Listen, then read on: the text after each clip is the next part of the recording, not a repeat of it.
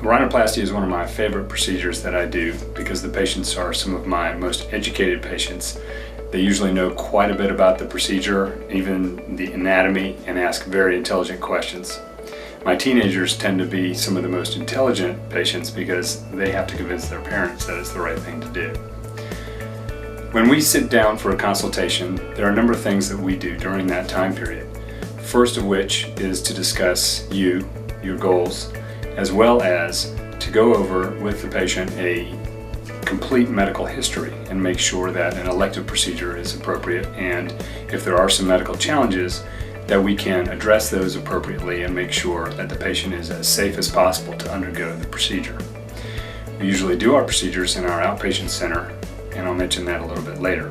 The rest of the consultation that we do involves an examination where I look at the outside of the nose as well as the inside of the nose to make sure that if we are going to change the shape of the nose, that we're going to maintain a really good airway or even make it better than it had been before.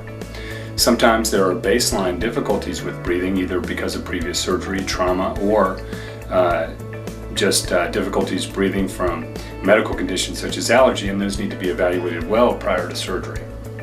Some patients also have noticed that they've had difficulty with sleeping at night or other issues that either they or their family has noticed.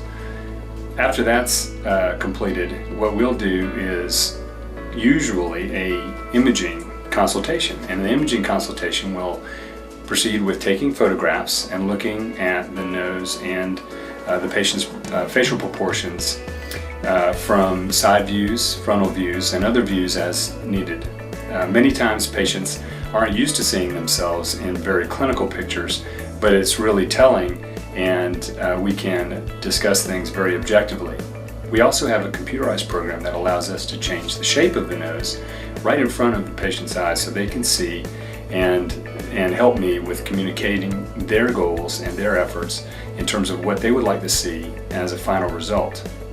Many times the objectives are exactly as I see them to be. Sometimes they aren't, and we need to discuss more so that we both meet the goals that we feel are appropriate and match the patient. Afterwards, at that point, my patient care coordinator will sit down with the patient and go over some of the time scheduling and other issues, and if there's insurance involved, then she can help with that as well.